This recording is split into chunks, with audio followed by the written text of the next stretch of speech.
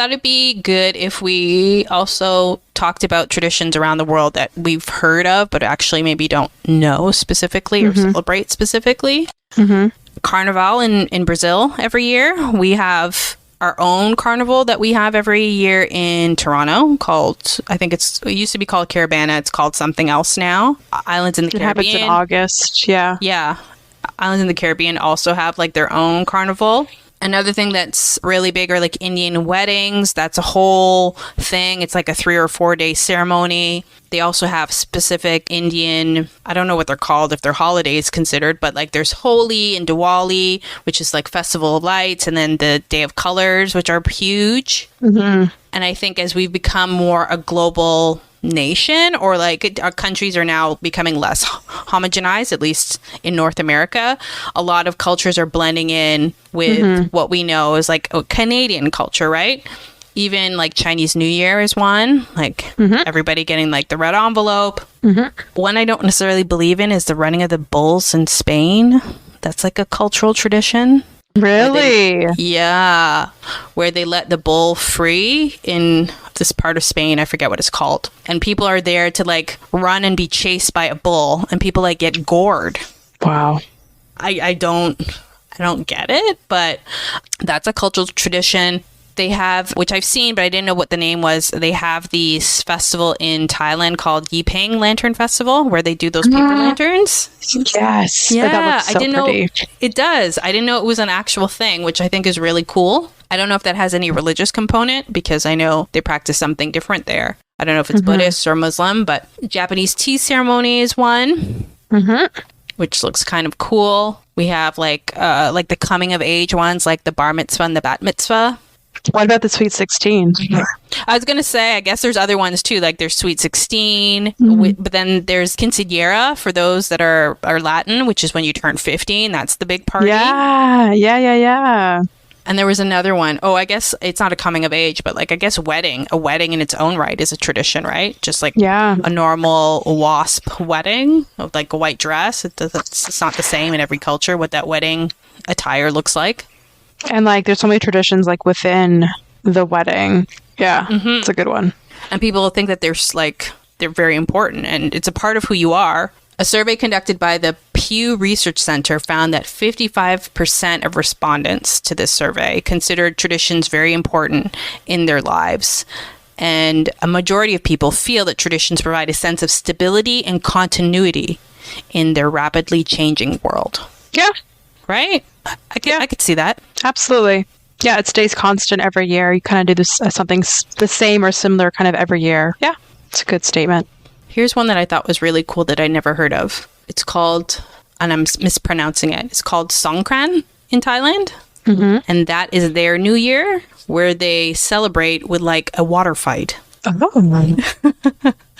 splash water on each other to symbol cleansing and renewal. How fun is that? I like that one. It's kind of like Holi, where it's not, but Holi, you have all of these powdered colors that you get to squirt on each other. You wear white and you get to like squirt colors all over each other, which seems kind of fun too. Yeah. Anything else you have around the world? I think I covered the fun ones. There's one in South Korea that's called the Boryong Mud Festival, and that's around mud, so you can mud wrestle or get a facial. Oh, there's one, you must have heard of this one, another one in Spain, but it's called La Tomatina, which is like the one where it's tomato fight, like you throw tomatoes at each other. And what does that symbolize? I think it's just a cultural festival that they do of just like fun, a fun day. Like I would say back to North America, Canada Day and 4th of July. Feel like there's specifically 4th of July, there's a ton of traditions among that one. People wear the red, blue, and white. They drink beer. They have barbecues. They hang out with family and friends and just have a good time in the summer. And we have our July 1st, which... Yeah, exactly. Which is kind of similar. We do the fireworks as well and hang out and wear red and white. And a fun one now that I'm a parent. Another one is Easter. Yeah, that's a good one. So, yes, obviously there's a big religious side associated with that one. But I try to specifically not eat meat on Good Friday. We always try to like go get fish and chips, like literally like everyone else. And there's always like hour-long waits, but I always try to eat fish and chips on Good Friday. Okay. And then obviously Easter Sunday, I have young children. The Easter Bunny comes to our house, and usually the morning is quite fun. Easter is a good one. And important to note that like a lot of our traditions do sometimes overlap with like religious traditions based on what religion we practice, right? A stat on religious traditions, since you brought it up, was over 84% of the world's population identifies with a religious group, and religious traditions play a central role in their lives. Wow. You don't really think about it, right? Like, no. I think people forget. People forget that they're associated with something religious, right?